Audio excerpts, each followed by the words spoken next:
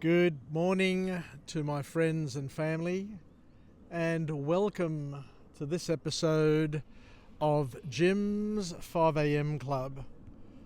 What I'd like to do today is go through a book entitled The Brain, The Story of You, a book that was published on the 7th of March 2017 by a renowned author, David Eagleman. And this book explores the fascinating world of neuroscience and how it shapes our perceptions, behaviours, and ultimately who we are. So the first key message to come from this book is that the brain is a very complex and dynamic organ. It's not a static entity, but constantly changing and adapting based on the experiences that you face and the meaning that you attach to those experiences. This neuroplasticity is fundamental to learning and growing. The next point to come from this author is where he says that perception is not reality. I remember when I was younger at IBM, there was a catch cry that did say that perception is reality. But this author, interestingly, begs to differ. And he says that our brains construct our reality based on sensory input. But this is a subjective interpretation, not a perfect mirror of the external world. What we perceive is a model of reality. So an interesting spin that this author places on things, because at the end of the day, we all get to live but slithers of reality, and we attach meaning to those slithers, we attach weighting to those slithers, but we can't live everybody's life and be everywhere at every point in time. So all we get to do when we go to the smorgasbord of reality is just take small samples of what's going on, and depending on the weight that we place on it and the meaning that we attach to it, becomes our model of reality. The next point to come from this author is where we look at the concept of consciousness. And what the author here reminds us about is that consciousness is an emergent property of the brain. There is no single consciousness center in the brain. It arises from the complex interactions of various brain regions. How consciousness arises is still a mystery being explored.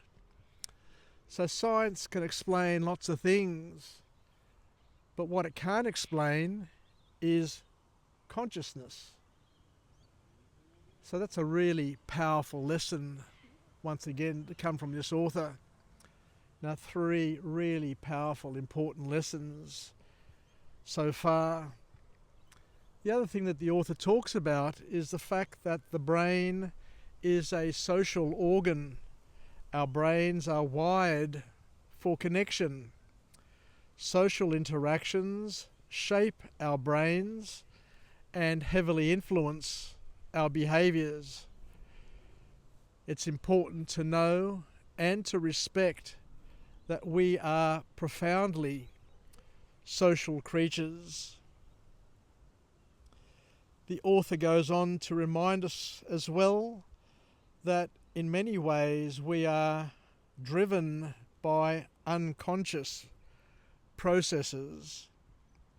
Much of what we do and think is influenced unconsciously in our brain activity. We are not always aware of the reasons behind all of our actions. So as we said before, the brain is complex. It can add, it can subtract, and it can distort what goes on in our lives and what we see and what we perceive and what we think is reality. And it creates a map for us to bank on. The author also says that the brain is constantly trying to predict the future. It's always trying to anticipate what will happen next based on the algorithms that we have either learned, inherited, or made up along the way. And these predictions end up influencing our actions and our perceptions. This thing, which is known as predictive processing, is essential for us to be able to navigate the world. And as we know, there are people who have irrational fears that impact what they do and hold them back. And all of this is based on the predictability or the need for the brain to try and predict the future. The author also tells us that memory is reconstructive and is not a perfect recording. Memories are not stored like videos. They are constructed each time that we try and recall them, making them very susceptible to distortion and error. And the important thing to realize is that your memory, my memory, everybody's memory, collective memory is all fallible and not perfect. The brain is shaped by experience. Our experiences, both positive and negative, leave lasting imprints on our brains, influencing our personalities and our behaviours. And our experience sculpts the brain. The brain is vulnerable. It can be affected by injury, disease, and other factors leading to changes in one's personality, behaviour, and cognitive abilities. So brain health for all of us is essential. And the last key point to come from this author and this wonderful book is that understanding the brain can lead to a deeper understanding of ourselves.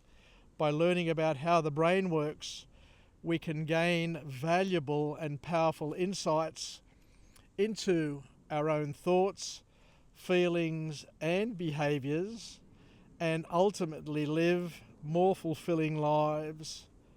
Self-knowledge begins with brain knowledge, is the last point that the author leaves us with. So thank you very much for joining me on this episode of Jim's 5am Club, where I in particular have learned a lot by going through this book. and these key points that we've just discussed, and I hope you've found it just as valuable as well. Bye for now.